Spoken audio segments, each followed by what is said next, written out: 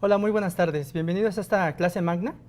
Vamos a hablar de derechos humanos desde una perspectiva de la filosofía de la ciencia.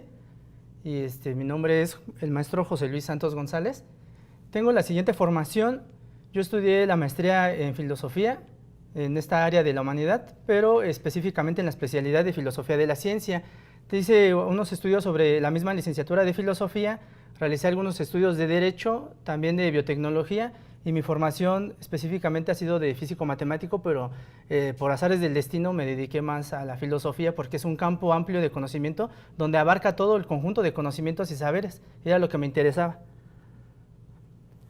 Vamos a iniciar con esta sesión, en esta frase: sé siempre contento de todo y para todo. Es una frase muy bonita, muy padre, que me gusta demasiado, porque realmente cuando uno encuentra su vocación, no hay necesidad de estar enojado nunca en la vida. Hay una palabra que obviamente es vocación, que viene de vocare, que significa llamado. En ese sentido, cuando yo menciono que es vocación es porque hay un llamado.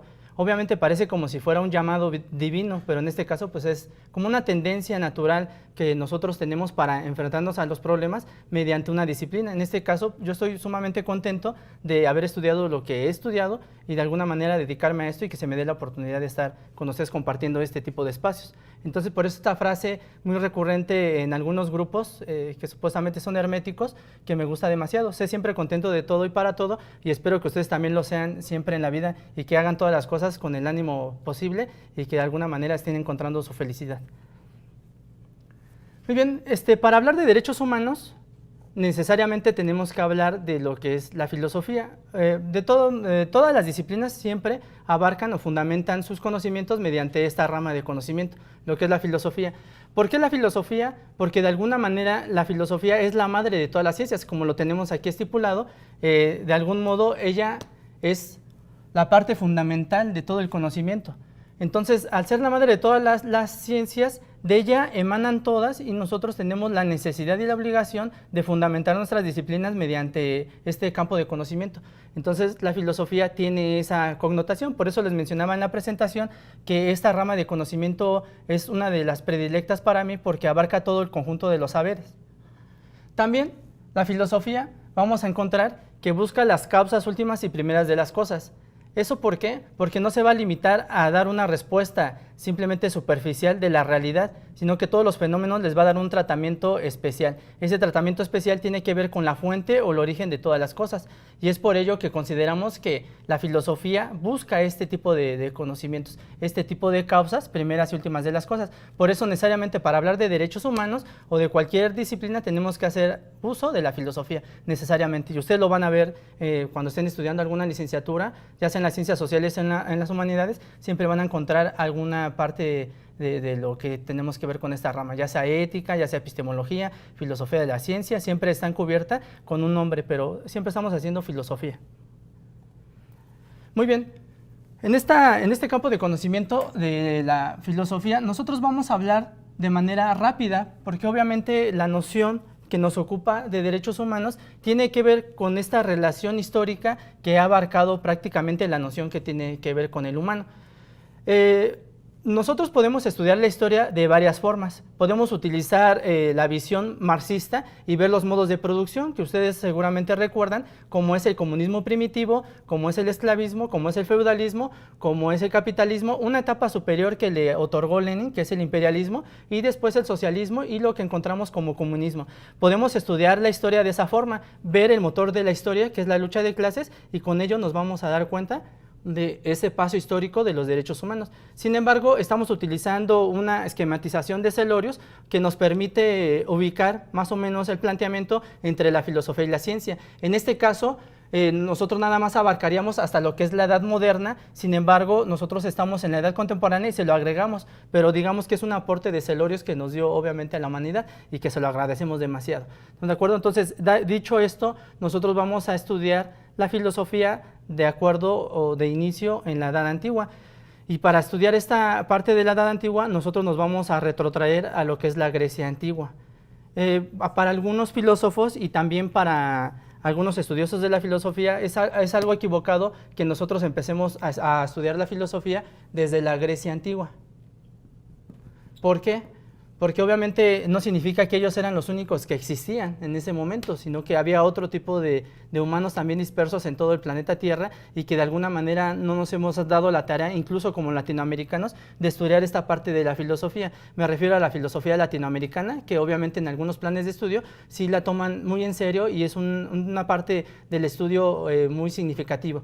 Entonces, en este sentido, nosotros no abarcamos esta parte de Mesoamérica específicamente, debido a que para efectos pedagógicos nosotros empezamos con Europa. No significa que esté desdeñando la parte de Latinoamérica, ni Mesoamérica, ni nada por el estilo. Simplemente para efectos de lo que nosotros nos ocupa respecto de derechos humanos, es muy importante que tengamos esta parte eurocéntrica.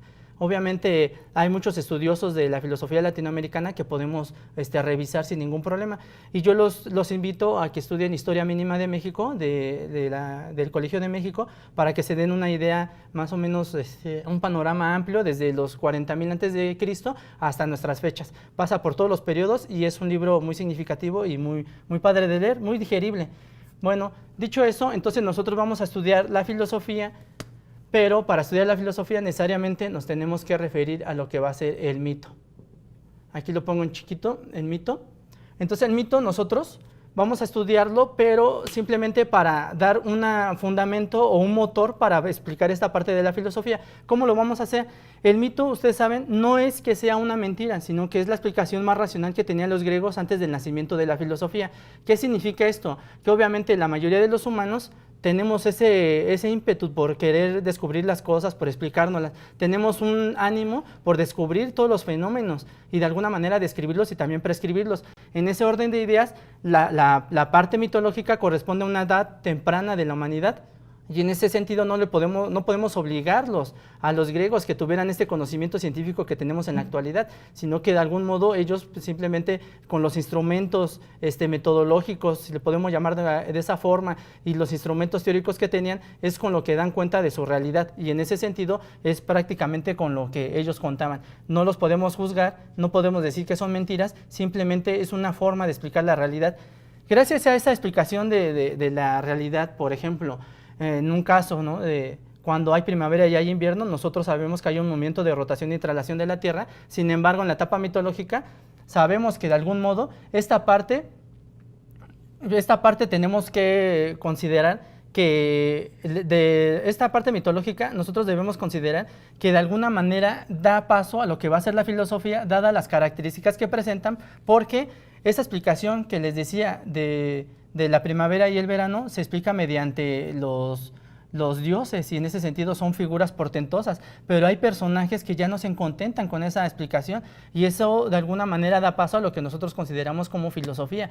Entonces esa etapa mitológica sale fuera del orden, porque tenemos a uno de los primeros filósofos considerado por Aristóteles, que es Tales de Mileto. Y hablamos nada más de Tales de Mileto porque Tales de Mileto, un gran navegante en la Grecia antigua, donde estaban los islotes, allí en el Mediterráneo, procura de algún modo dar una explicación de carácter racional, no de carácter mitológico, al origen de todas las cosas. Esta etapa de carácter originario del origen de todas las cosas es una etapa que nosotros conocemos como una etapa cosmológica. Le voy a poner aquí cosmológica. Esta etapa cosmológica busca el origen de todas las cosas, y es precisamente Tales el que inaugura esta parte gracias a lo que nosotros consideramos y hemos estudiado respecto de Aristóteles. Entonces esta etapa cosmológica se la debemos gracias a Tales de Mileto, y él es el primigenio dentro de la Grecia antigua que considera buscar el origen de todas las cosas. ¿Estamos de acuerdo? Y entonces en ese sentido lo podemos considerar como el primer filósofo. E insisto, estamos en una visión eurocéntrica, sin desdeñar la parte de Mesoamérica que nosotros tenemos y que tenemos la obligación de estudiar. ¿Estamos de acuerdo? Podemos dejar así a Tales de Mileto y ver que de alguna manera el mito ya se dejó de lado. El mito ya de algún modo ya no es una explicación que se puede sostener ya en la Grecia antigua. Entonces Tales inaugura, y tenemos unas figuras que son los presocráticos, como Tales de Mileto, Anaxímenes, Anaximandro, Empédocles, tenemos a Heráclito, tenemos a Parménides, tenemos muchos presocráticos que se dedican a ver cuál es el origen de todas las cosas, es decir, cuál es el arjé de la physis. Y en ese orden de ideas llegan otros filósofos que nosotros los ubicamos como una etapa del humanismo, así le podemos llamar. Una etapa del humanismo que también le consideran una etapa de oro de la filosofía. Esa etapa de oro de la filosofía es prácticamente distribuida para 3 filósofos, que es Sócrates, Platón y Aristóteles. Y si de algún modo cuando ustedes agarren un libro de esta etapa de oro del humanismo, estos todavía tienen la intención de buscar el origen de todo el universo, es decir, una etapa cosmológica. Sin embargo, le dan un tratamiento especial al humano. Y eso es lo que nos interesa a nosotros. Entonces, nosotros ya vemos unas definiciones de lo que va a ser el humano en Platón. En Sócrates podemos rastrear algunos elementos y en Aristóteles tenemos una definición precisa de lo que va a ser el hombre, el humano. Digo hombre porque en ese tiempo sabemos de antemano que no, la figura del hombre es la más esencial, obviamente. ¿Estamos de acuerdo? Dadas las características que presentan. Entonces, esta etapa del humanismo tiene una figura respecto del humano, donde considera que el hombre es un son politicón.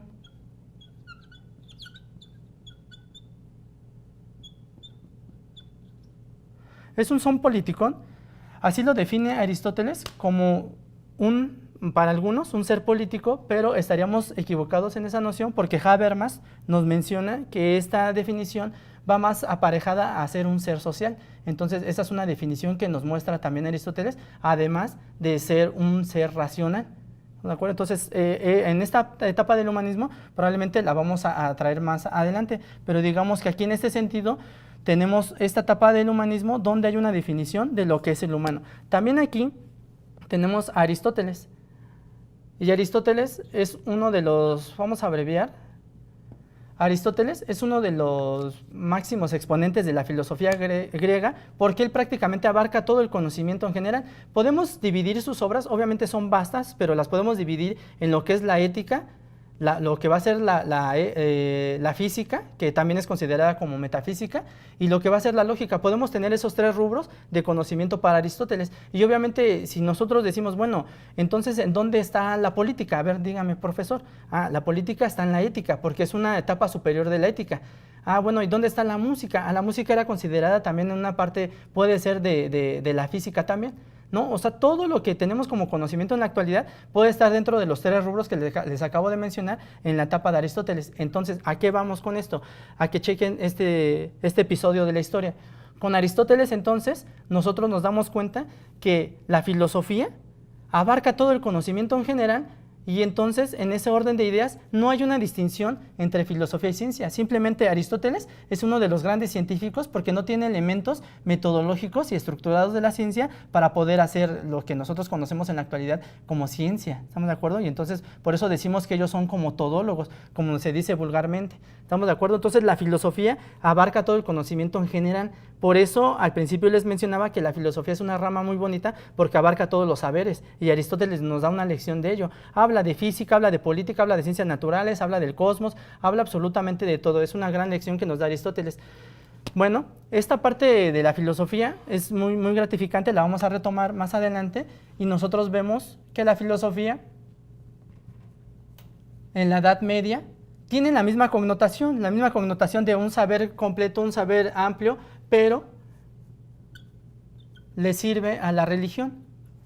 Y para algunos es un episodio grato, para algunos no lo es. Entonces aquí lo que tenemos en esta etapa de la filosofía es que simplemente se vuelve sierva de la religión, o como dice Santo Tomás de Aquino, la razón viene siendo sierva de la fe, y entonces nosotros, algunos estudiosos, consideran que aquí no hay un avance científico. Obviamente estaba una lucha entre los universales y los particulares, el conocimiento de la lógica, que también lo tenemos en Aristóteles, está más desarrollado por la escolástica, tenemos muchos eventos que podemos considerar científicos, depende del estudio y el profesor que esté en turno y que de alguna manera vea si saca algunos elementos científicos de la Edad Media, pero para efectos de nuestra exposición decimos que simplemente no había un avance científico significativo.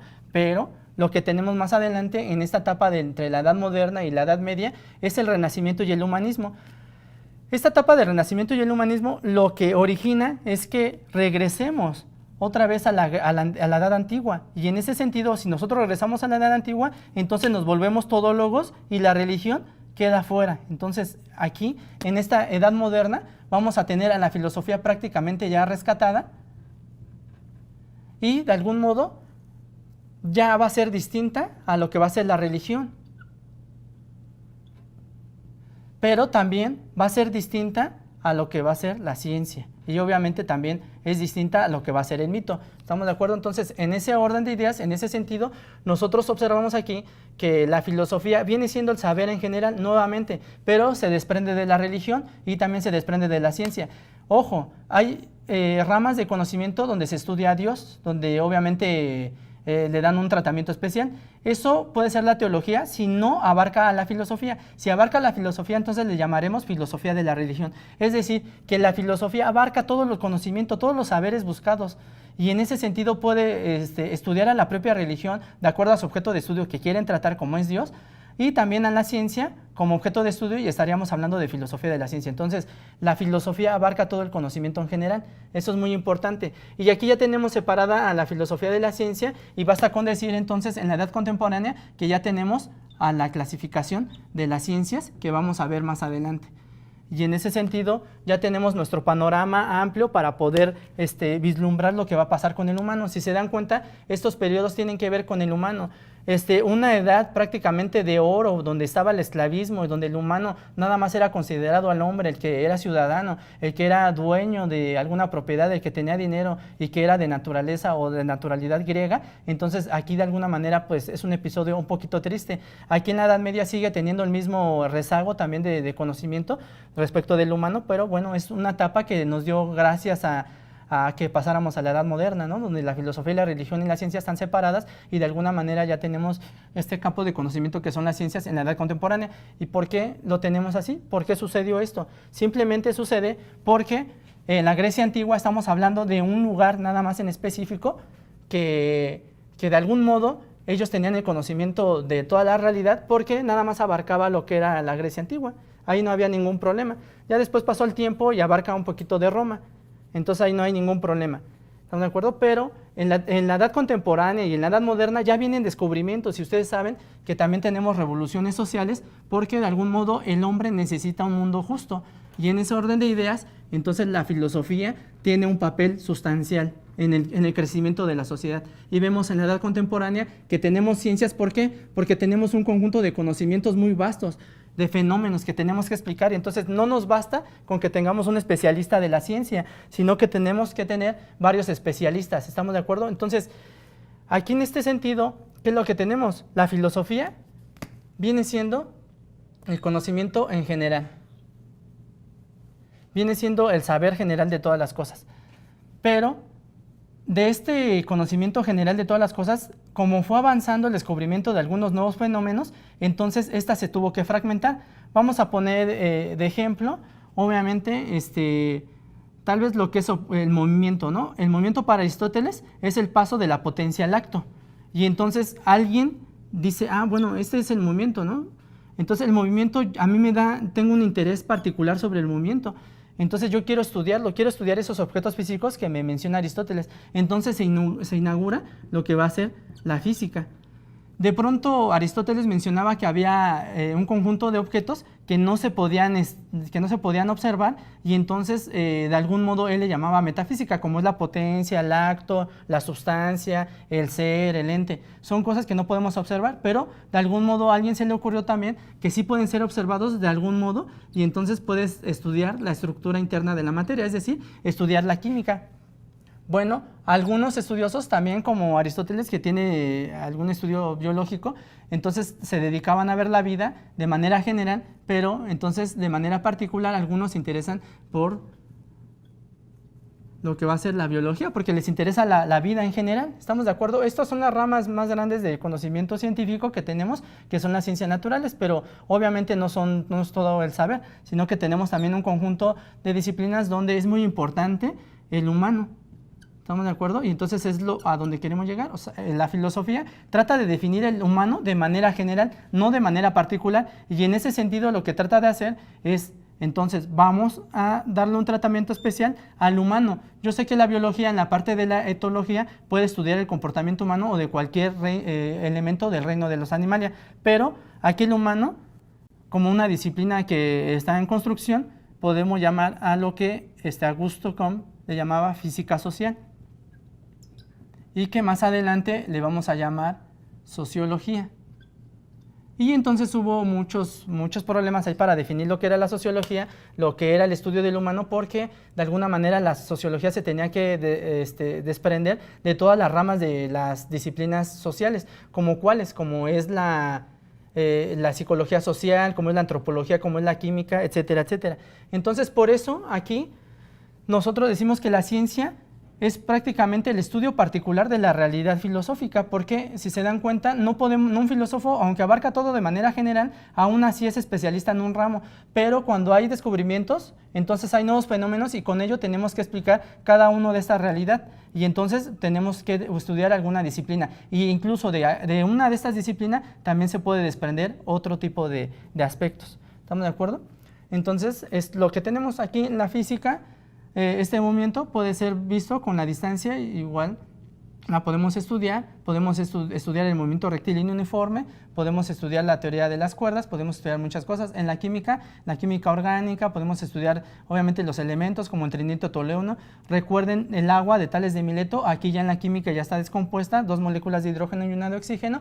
Podemos estudiar la biología, podemos estudiar el creacionismo y catastrofismo de los hermanos Cuvier, podemos ver el primer evolucionista que es Lamarck, podemos ver obviamente el evolucionismo por selección natural de Darwin y podemos ver la clasificación taxonómica de Linneo. Aquí en lo que refiere al humano, pues obviamente podemos ver a Durkheim, Pareto, Michels y toda la ciencia política como David Histon, de lo que vamos a hablar más adelante.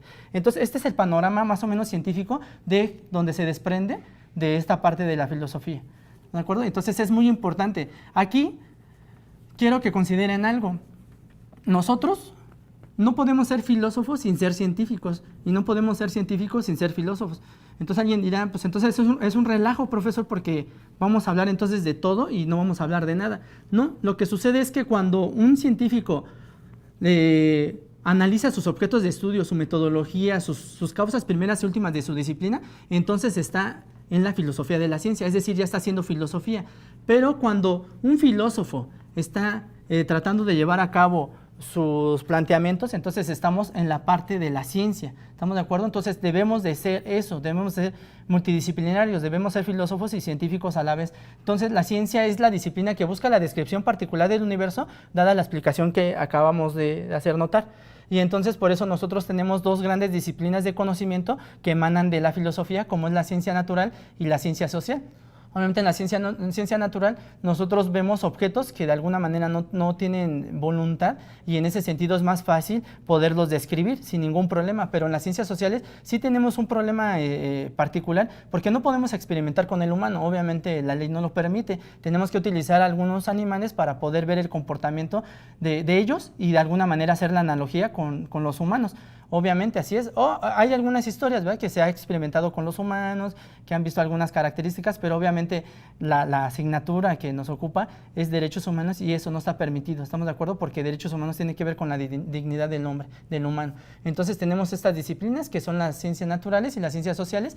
Si ustedes pueden observar aquí, nosotros ya tenemos instrumentos que nos permiten viajar a otro planeta, al satélite natural de la Tierra, que como es la Luna. Tenemos también un panorama de lo que es la Tierra, y entonces aquí ya tenemos, aquí en esta parte ya tenemos ahí un panorama de lo que es la Tierra, y tenemos una parte del sistema solar que yo saqué, que obviamente nos dicen que son 8, que son 9, que son 10, que no sé cuántos van a ser, pero de alguna manera seguimos descubriendo un universo y es una parte significativa que nosotros tenemos. Debemos seguir en esta constante búsqueda de conocimiento, nunca debemos de detener ese ánimo por conocer.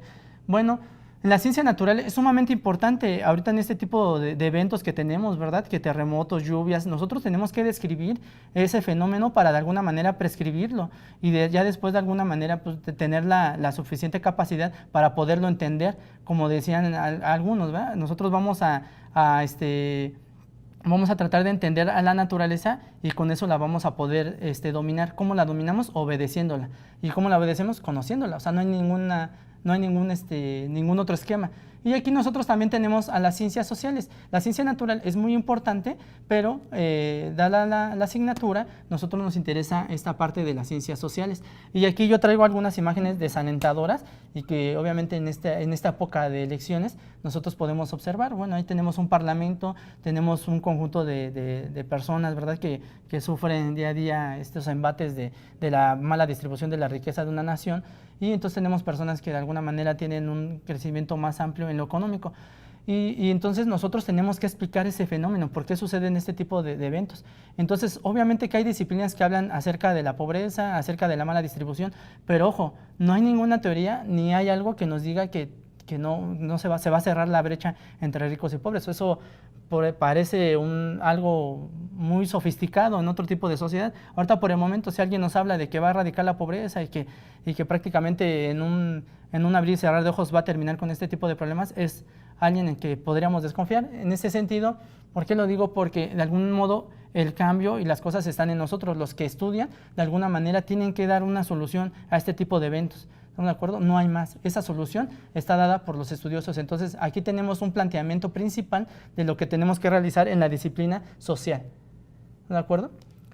Y aquí, en esta parte, pues entonces ya tenemos clasificada prácticamente a lo que va a ser la filosofía y la ciencia. Tenemos los dos tipos de saberes, y entonces tenemos aquí el saber filosófico, que es general, ya lo vimos, porque es general, porque no se nutre de las explicaciones fáciles, es decir, no se nutre nada más de una descripción particular del universo, sino que va a tener que dar una explicación más allá, y en ese sentido aquí podemos ver o figurar la noción de humano. Aquí en la filosofía no interesa que el humano, su característica física, que si el humano presenta ciertas características psicológicas, jurídicas, no, va a dar una definición de lo que es el humano, pero esa definición de lo que es el humano va a traer un problema, ¿estamos de acuerdo? Porque como vimos en la definición de Aristóteles, como son políticos, ya trae un problema. ¿El humano es un ser social? ¿Sí será un ser social? ¿No será un ser social? ¿Tendrá una alma racional, como decía más adelante? Entonces, ese ya es un problema. Pero lo que hace la ciencia es particularizar este tipo de cosas y entonces le va a dar una solución. Entonces aquí tenemos una solución a ese problema. ¿Qué significa darle una solución y que la filosofía sea problematizadora? Que la filosofía siempre tiene los mismos planteamientos y siempre le va a dar una solución diversa, pero esa solución se convierte en un problema. Es decir, la filosofía es problematizadora constantemente porque no hay una definición estándar que nos permita tratar ya de tajo ese tratamiento, por ejemplo, lo que va a ser el humano, sino que constantemente va a ir desarrollándose a lo largo de la historia. Y en este caso, cuando se da una definición de humano, lo da la filosofía de manera general, entonces la ciencia lo toma de manera particular y le da una solución. ¿Qué significa darle una solución? Que lo implementa entonces en el Estado, prácticamente en el Estado y en el gobierno, lo implementa para dar esa noción de lo que va a ser el humano. Si nos damos cuenta nosotros, el humano ha cambiado, incluso en los años 60, en los años 20, ha sido distinta la noción de lo que es el humano, dada las filosofías que teníamos en ese momento. Y ahora en la ciencia,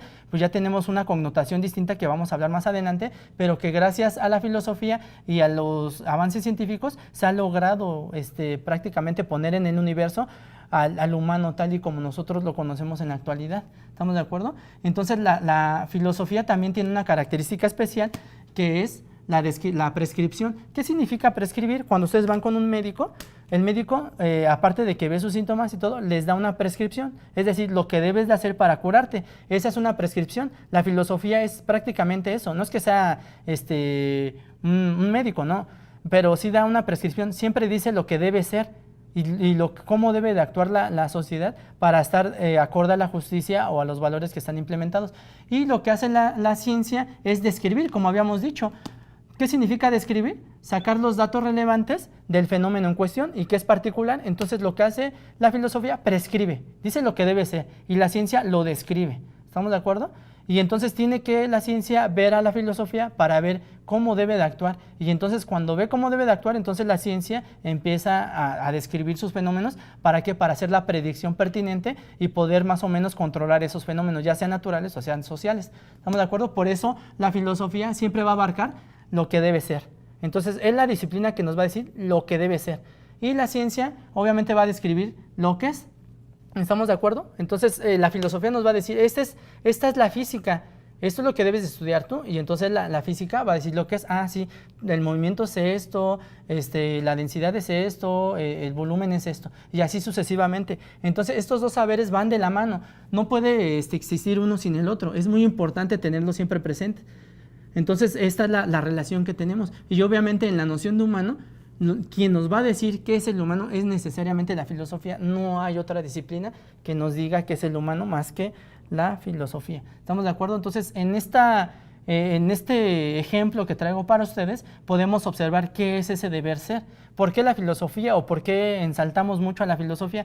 Por ese tipo de situaciones. Nosotros vemos en la alegoría de la caverna de Platón, en el libro séptimo de la República, vemos el mito, considerado por algunos, o alegoría de la caverna, que está aquí mostrada y que nosotros podemos observar sin ningún problema. Entonces, chequen aquí, en esta parte, nosotros tenemos unos individuos que vienen siendo la sociedad, por decir de alguna forma. Nosotros estamos encadenados de pies y manos, y entonces en ese sentido nosotros observamos nada más las sombras de lo que nosotros podemos ver, porque estamos encadenados de pies y manos. Estas son las sombras y estos vienen siendo los objetos, aquí, los objetos que van pasando atrás de nosotros. Esos objetos son unos objetos que no, en estricto sentido, no existen, no tienen una existencia. Entonces, nosotros observamos las sombras. Eso es lo que prácticamente la mayoría de nosotros hacemos. Y aquí vemos un sujeto que está siendo liberado. ¿Estamos de acuerdo? Está siendo liberado este sujeto. Y aquí es algo significativo, está liberado por alguien. ¿Estamos de acuerdo? Y aquí ya hay un sujeto libre. En la alegoría de la caverna de Platón no menciona así específicamente que quién te va a salvar, ¿no? O quién te va a sacar de la caverna, no lo menciona así. Pero ya después, cuando alguien sale de la caverna, tiene la obligación pedagógica, tiene el deber moral de salvar a sus demás compañeros. Entonces, una persona que ya sale de la caverna, entonces ve lo que realmente las cosas son. ¿Qué es lo que va a ver en afuera? Imaginen que nosotros vamos a una fiesta y dura 3 días, pero estamos encerrados en un cuarto. Y entonces ya salimos al otro día en pleno sol, ahorita que hace mucho sol, ahorita en este momento, y de pronto, ¿qué nos pasaría a nosotros? Lo que observamos es un sol que nos va a dañar la vista, ¿estamos de acuerdo? Imaginen ellos que están encadenados de pies y manos, que toda su vida lo han estado, y entonces, ¿qué va a pasar con ellos? Cuando salen y observan el sol, ¿qué es lo que sucede? Se deslumbran. Y entonces, cuando tratan de regresar con sus compañeros, les dicen que hay un sol, que hay muchas cosas afuera, que están siendo engañados. ¿Y qué pasaría con estas personas? Cuando de pronto alguien que es liberado trata de liberar a sus compañeros, simplemente lo van a tachar de loco y le van a decir que está mal. Incluso lo van a poder, incluso en la historia, pues los han llegado a matar, como es el caso de Sócrates, como es el caso de Giordano Bruno y muchos más. ¿Estamos de acuerdo? Entonces, es lo que sucede. O sea, el conocimiento es un lujo, también es un tipo de poder, pero de algún modo no podemos darlo a todo el mundo, porque en ese sentido pues, sí podemos tener algunos problemas. ¿Qué significa esto, compañeros? Que está liberado es el filósofo, y entonces el filósofo va a tener lo que las cosas realmente son. Lo que simboliza este sol es el bien. Y el bien de él emanan, dice Platón, la justicia, el amor y la verdad, emanan todos los objetos eidéticos, eternos, inmutables. Y en ese sentido, nosotros aquí, el filósofo es el que observa estas cosas. Y entonces, obviamente, al observar el filósofo estas cosas, no se van a contentar con lo que la sociedad tiene, porque de alguna manera la sociedad nada más está encadenada de pies y manos, como nosotros lo hacemos. ¿Estamos de acuerdo? Entonces, dada esta explicación, nosotros estamos digamos, en condiciones de saber que de alguna manera, por los aspectos éticos, pues nosotros podemos más o menos saber lo que es el bien. Si le preguntamos a una persona que es millonaria y le decimos qué es el bien, pues tener millones y tener muchos carros y tener muchos empleados, podría decir eso. Y si le preguntamos a alguien que no tiene dinero, dirá que quiere dinero, ¿no? Entonces, ¿cuál es el bien? Ser feliz. ¿Y qué es ser feliz? Tener mucho dinero, tener muchas casas, tener muchas cosas por el estilo. Eso es lo que nos podrían decir. ¿Estamos de acuerdo? Entonces, el único que nos podría dar una definición estricta, general y específica de lo que es el humano va a ser la filosofía. ¿Estamos de acuerdo? ¿Por qué la filosofía? Porque tenemos una rama de la ética que trata del deber ser, de lo bueno de manera general y no de manera particular. La moral se refiere al conjunto de costumbres. Podemos decir que la moral está en esta parte y que de alguna manera la ética es cuando salimos y vemos lo que es el bien. En la moral puede que esté empatado con lo que es la ética, no necesariamente, pero lo que hace la ética es decirle a la moral cuáles son los principios que debe de regir una sociedad, qué es lo que tenemos que hacer. ¿Estamos de acuerdo? Y entonces, en ese sentido y en ese orden de ideas, nosotros estamos a cargo de la filosofía para que nos dé las definiciones precisas de este conocimiento. ¿Estamos de acuerdo? Y entonces tenemos que hablar necesariamente, ya con esta característica que nos da el filósofo, de una noción de lo que es el humano. Si se dan cuenta que yo puse una imagen que me parece muy significativa, porque en la actualidad obviamente ya el humano tiene otra connotación, ya no está la diferencia entre esclavo y amo, ¿no? Como lo tenían los griegos, o de alguna manera las personas que tenían una amputación o capacidades diferentes no eran considerados humanos, sino que eran como esclavos o eran como una criatura horrenda que teníamos que sacar del Estado. Esa era la noción. Y aquí yo manejo esta estructura biológica, manejamos lo social, lo jurídico y lo psicológico, pero para dar una especificación de cómo la ciencia opera. En lo biológico ya habíamos mencionado, tal vez la biología nos va a decir que son características del reino de los animales que tiene para definir lo que es el humano, y obviamente va a ser connotación de sus aspectos del aparato reproductor. En el aspecto social nos va a decir que es un ser social, que tiene ciertas características, etcétera. En lo jurídico tenemos el Código Civil y el Código Penal, y en lo psicológico vemos las estructuras del pensamiento o el alma racional de Aristóteles para dar cuenta de lo que es el humano. Entonces vamos a tener una noción amplia de lo que es el humano porque la filosofía ha definido al humano de otra manera. ¿Estamos de acuerdo? Y entonces en ese sentido es como nosotros lo vamos a poder desarrollar. Muy bien, entonces la noción de humano en la actualidad ya no es esa noción aristotélica, sino que el filósofo ha tratado de emplear este tipo de cambios significativos, y en la actualidad entonces es el Estado y el gobierno el que tiene que implementar estas nociones de lo que es el humano. El humano ya no se determina prácticamente por su aspecto biológico, social, jurídico, sino que tiene una amplia gama de definición porque abarca todo ese tipo de esferas. Entonces el humano prácticamente es una persona que tiene capacidades diferentes, una persona que no tiene capacidades diferentes. Cualquier individuo que tenga características de ser humano, con eso basta para que entonces se vea garantizados sus derechos a favor. ¿Estamos de acuerdo? Como aquí los grupos que tenemos, nosotros ya sabemos que una lucha incesante por los derechos de la igualdad sexual, obviamente los derechos de unos grupos vulnerables, ya simplemente por el simple hecho de ser humanos, con eso basta para que tengan derechos y que sean respetados por terceros. Entonces estos derechos humanos simplemente son una garantía que tiene cualquier individuo por el simple hecho de haber nacido con estas características. ¿Estamos de acuerdo? Y el Estado las tiene que garantizar. Y no es gratuito que nosotros veamos en algunos lugares de la Ciudad de México, donde hay muchas personas que ya pueden transitar libremente en silla de ruedas, con bastones, sin ningún problema. En las escuelas de música ya se apertura para que los individuos puedan estudiar prácticamente música en sistema braille. En algunas facultades ya también hay ya todos los libros son audiolibros para las personas con capacidades diferentes. Entonces, esta noción de derechos humanos surge prácticamente de la filosofía a lo largo de la historia, y es prácticamente el Estado el que debe de implementar este tipo de noción. Obviamente alguien va a comentar, maestro, pero en algunos estados, en algunos países, no se lleva a cabo esas nociones de derechos humanos. Sí, son violentadas, pero en ese sentido va a llegar un momento donde el Estado las va a tener que implementar, porque la filosofía es revolucionaria y simplemente va a ir cambiando esas nociones, y la ciencia las tiene que atrapar para que las implemente en cada uno de los estados. Obviamente, para garantizar la defensa de los derechos humanos es muy importante que nosotros tengamos la definición de humano y que respetemos ni violentemos ninguna garantía individual de las personas. ¿Estamos de acuerdo? Que así se le llamaba anteriormente, ¿no? Espero que haya sido de su agrado, y tenemos esta parte de dudas y comentarios para ver qué.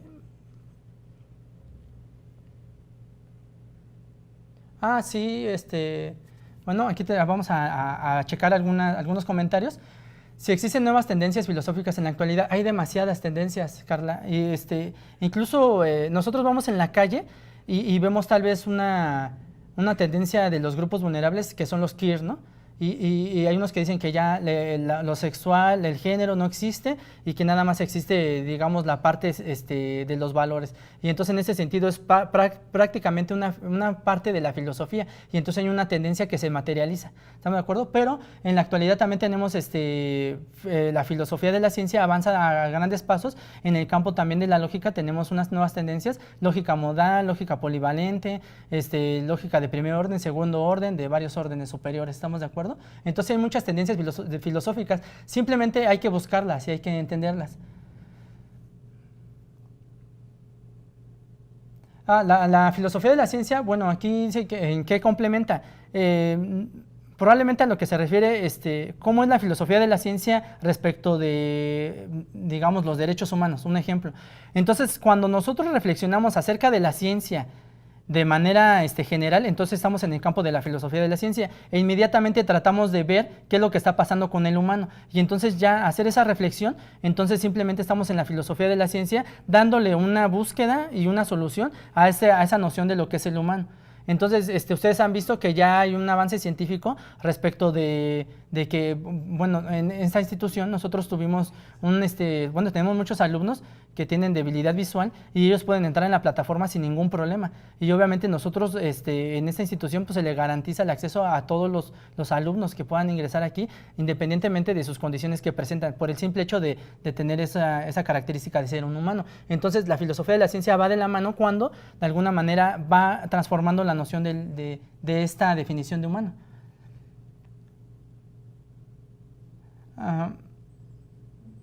Muy bien. La definición entre moral y ética, vamos a tratar de explicarlo aquí rápidamente. La moral, qué buena pregunta. Aunque hay muchas definiciones de lo que es la moral y la ética, les digo que depende del profesor. Entonces, la moral se refiere a las costumbres.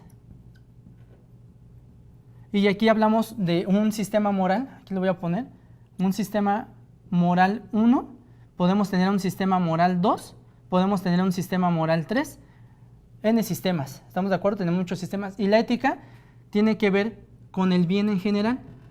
Entonces, ¿qué pasa?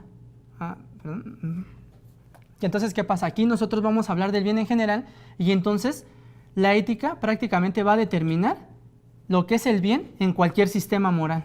De eso se trata. ¿Estamos de acuerdo? La costumbre en algunos lugares, se los digo, en algunos lugares la infidelidad es castigada por la lapidación, es decir, hacen una fosa, avientan a la mujer que obviamente tuvo ese delito y entonces la lapidan. Esa es una costumbre, pero es éticamente mala, ¿estamos de acuerdo? Esa costumbre lo hace correcto, es decir, que hay una norma escrita o no escrita que dice que la persona que sea infiel la tenemos que lapidar, ¿estamos de acuerdo? Esa es la costumbre, pero obviamente éticamente es malo, ¿estamos de acuerdo? Entonces, digamos que está en el sistema moral 1, entonces la tachamos como antiética, ¿estamos de acuerdo? En algunos estados, la pena de muerte, ¿no? Ya saben cuál, Estados Unidos, entonces la pena de muerte, está violando un derecho humano, pero la ética nos está diciendo que ese debe de ser garantizado por el Estado, pero lo está violando, pero esa es su costumbre, ¿estamos de acuerdo? Por eso la ética debe estar instituida en el Estado para que haya una violencia legítima que haga entrar en razón a todos los individuos dentro de este sistema moral o este sistema social, ¿estamos de acuerdo? Entonces esa puede ser la diferencia.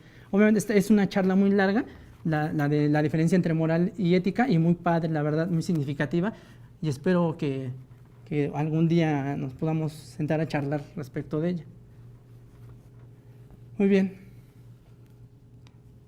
Muy bien, la moral obviamente es la costumbre, y la costumbre se va haciendo conforme la regularidad de los fenómenos. Por ejemplo, tenemos una vestimenta ahora, ¿no? Y entonces, ¿cómo nos vestíamos en los 60s y en los 20? Nos vestíamos de cierta forma. El vals era prohibido porque agarrabas a tu pareja de la palma y entonces era ya un contacto y eso era inmoral, ¿estamos de acuerdo? Pero era la regularidad, la costumbre. Después la lambada también fue prohibida y ahora ya tenemos alguna música que nos parece como inmoral, pero ya en la actualidad como que la soportamos, ¿estamos de acuerdo? No hay ningún problema. Esa es la moralidad y la ética está determinada pues obviamente por la reflexión filosófica. Entonces, la moral y la ética van de la mano, pero son análisis filosóficos. Y en ese sentido, esos análisis filosóficos tienen el propósito de conservar y que la sociedad coexista. Si no hay moral y no hay ética, simplemente desapareceríamos. ¿Estamos de acuerdo?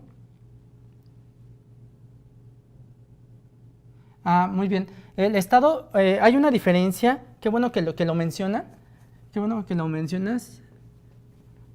Hay una diferencia entre Estado y gobierno. Obviamente, cuando nosotros vemos una definición de lo que es el Estado, chequen bien, el Estado está caracterizado por lo que es el gobierno, la población y el territorio. Y entonces el gobierno, digamos que es prácticamente que lleva la administración pública de todos los recursos que tenemos aquí. Entonces, el Estado las garantiza. ¿Por qué? ¿Por qué las va a garantizar el Estado con estas condiciones? Checa la población, aquí nosotros estamos, y el territorio, obviamente nosotros no nos podemos salir del territorio por obviamente la soberanía que tenemos. Entonces, en ese sentido, la soberanía también es un derecho humano, ¿eh? Entonces aquí el gobierno, que digamos que es parte de la población, pero es una clase política, le podemos llamar así, esta clase política detenta la legitimidad de la violencia.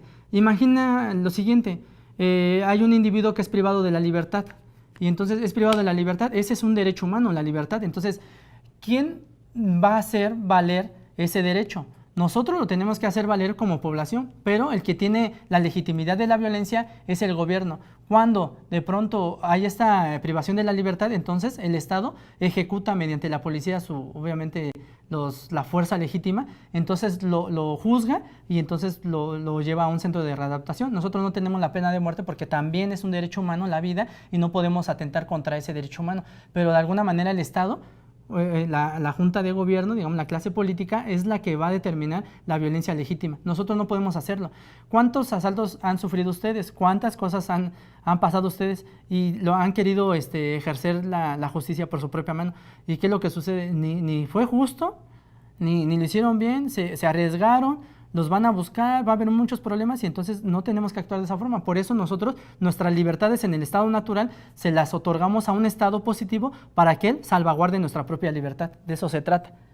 Por eso el Estado y el gobierno es el que debe salvaguardar y determinar nuestras garantías o nuestros derechos humanos. ¿Estamos de acuerdo? Pero es una labor de toda la población. ¿Estamos de acuerdo? Cuando nosotros vemos una persona que tiene capacidades diferentes, no la podemos discriminar por las condiciones económicas que tenga. No, es un derecho humano la no discriminación. ¿Estamos de acuerdo? El Estado es el que nos va a hacer. Imagina que tú vas a algún lugar y de pronto no te dejan entrar. Entonces, ¿qué vas a hacer? Vas a gritar y que te dejen entrar y no te van a dejar entrar. ¿Qué va a pasar? Entonces tienes que decirle al Estado, obviamente, al gobierno, mediante una denuncia, que entonces sufriste discriminación y entonces él va a tomar cartas en el asunto para que se lleve a cabo toda esta parte. ¿Estamos de acuerdo? Bueno, muchísimas gracias a todos. Es un placer haber estado con ustedes en esta clase magna, preguntas muy interesantes y los invito entonces a defender los derechos humanos y ojalá en algún momento podamos trabajar juntos. Los invito a que nos busquemos en la asociación civil donde soy presidente, su servidor es un presidente, en la Alianza Política Nacional. Ahí nosotros tratamos de defender todos los derechos humanos. Como les decía al principio, no tiene sentido tener muchos títulos, maestría, doctorado, licenciatura, si no hacemos algo por la sociedad. Tenemos que hacerlo y entonces en ese sentido hay que poner manos a la obra, hay que defender los derechos humanos. Muchísimas gracias.